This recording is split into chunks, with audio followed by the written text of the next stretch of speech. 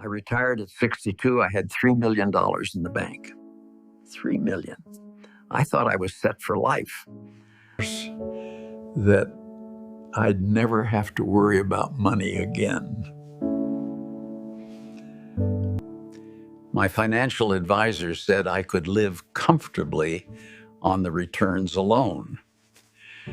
But by the time I turned 79, it was gone. All of it. And the worst part, I did everything right. I saved, I planned, I was careful. Or at least, I thought I was. My name is Robert, and I'm 79 years old. I never thought I'd be sitting here telling this story, but if sharing what happened to me can help even one person avoid the mistakes I made, well, then it's worth it. You see, I retired at 62 with $3 million. $3 million! That sounds like a lot, doesn't it? I thought I was set for life. I really did. My financial advisor told me I could live comfortably on the returns alone. I believed him because I wanted to believe him. Let me take you back a bit. I worked as an engineer for 38 years. Good salary, steady promotions, always maxed out my 401k. My wife, Margaret, she was a teacher. We lived modestly. Well, mostly modestly. We saved, we planned, we did everything the books told us to do. By the time I hit 62, we had built up that $3 million nest egg. We were proud. We felt secure. The first few years of retirement were wonderful. Margaret and I traveled. We saw Italy, we saw Japan, we finally took that Alaska cruise we'd always talked about. We helped our daughter with her wedding, a beautiful ceremony. We gave our son some money for a down payment on his first house. We felt generous. We felt invincible, I suppose. But here's the thing, nobody really prepares you for. Life doesn't care about your plans. When I was 68, Margaret started forgetting things. Little things at first. Where she put her keys, what day it was, whether she'd taken her medication. We laughed about it, called it senior moments. But deep down, I knew. We both knew something was wrong. The diagnosis came 6 months later. Early onset Alzheimer's. The doctor was kind but direct. He told us we needed to prepare, that things would get harder. He had no idea how right he was. For the first 2 years, I took care of Margaret at home. I thought I could handle it. I thought love would be enough. But Alzheimer's, it doesn't care about love. It just takes and takes and takes. She started wandering at night. I'd wake up at 3 in the morning and she'd be gone, trying to walk to her childhood home 3 states away. I installed locks she couldn't open. I barely slept. My own health started failing. High blood pressure, anxiety, constant exhaustion. Our daughter lived 2,000 miles away with her own family. Our son did his best to help, but he was working 2 jobs to support his kids. I couldn't ask them for more than they were already giving. So at 70, I hired a part-time caregiver, 8 hours a day, 5 days a week. Do you know what that costs? $25 an hour. That's $1,000 a week, over $4,000 a month. And that was just part-time. By the time Margaret was 72, she needed round-the-clock care. She didn't recognize me anymore. She was frightened, confused, sometimes aggressive. I couldn't lift her safely. I couldn't handle the medical needs. The part-time caregiver wasn't enough. I had 2 choices, a full-time live-in caregiver or a memory care facility. The live-in would have cost about $8,000 a month. The memory care facility, $12,000 a month. $12,000 every single month. I chose the facility. It was clean, the staff was kind, they specialized in Alzheimer's care. Margaret deserved the best care I could give her, but $12,000 a month, that's $144,000 a year. Medicare doesn't cover long-term care. Our insurance had a small long-term care policy. It paid out $50,000 total. That lasted about 4 months. Margaret lived in that facility for 6 years before she passed. Do you want to know what 6 years of memory care costs? Just over $1 million. $1 million out of our $3 million retirement fund. But that's not even the worst part. During those same years, I was living alone in our house, a house that needed repairs. The roof started leaking when I was 73. $15,000 to replace it. The air conditioning died in the middle of summer. $8,000. The property taxes kept going up. The insurance kept going up. Everything kept going up. And then there was my own health. At 74, I had a heart attack. Not a massive one, thank God, but serious enough. 3 days in the hospital, emergency surgery to put in 2 stents. Even with Medicare, my out-of-pocket costs were $37,000. $37,000 for 3 days and a procedure. After that, I was on 6 different medications. You know it's 6 maintenance medications cost every month, even with insurance? About $400. That's nearly $5,000 a year just to keep my heart working. But I'm getting ahead of myself.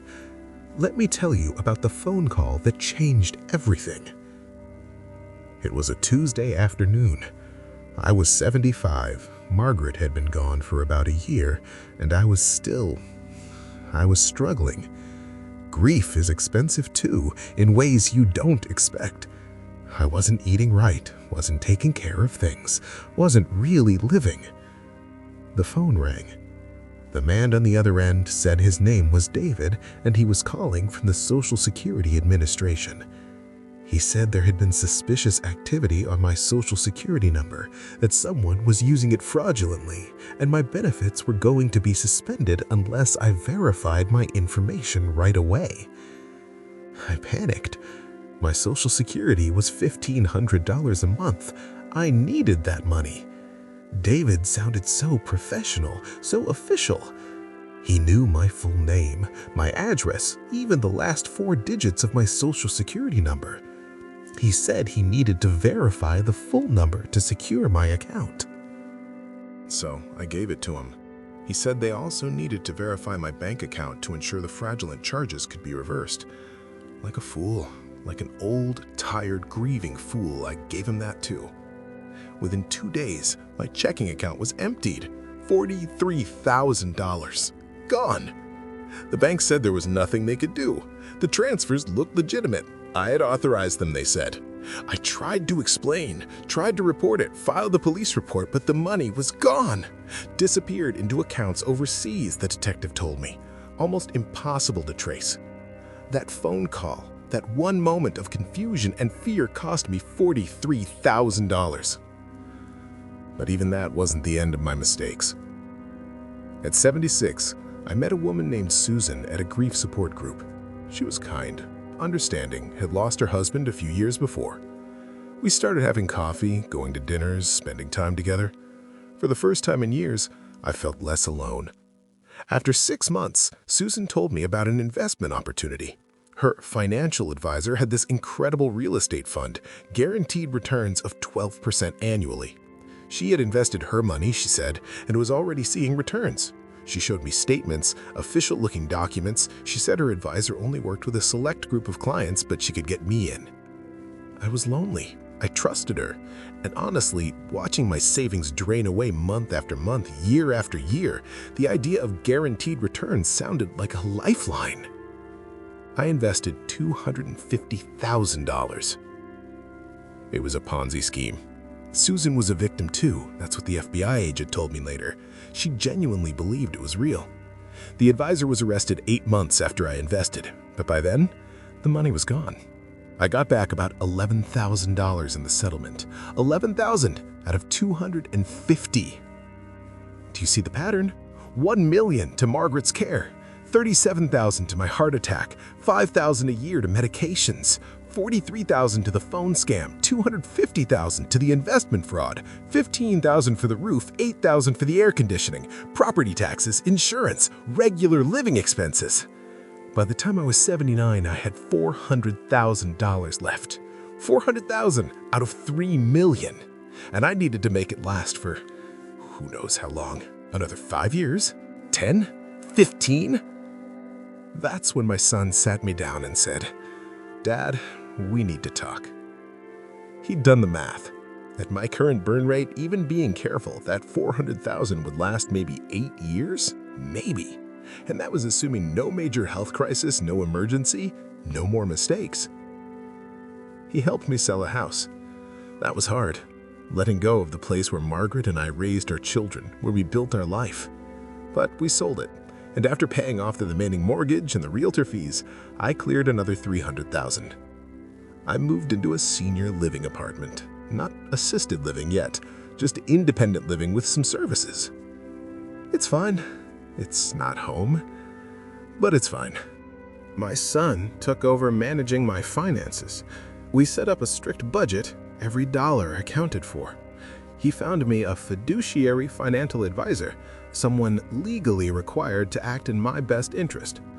We calculated that if I'm very careful, my remaining money might last until I'm 92. Maybe.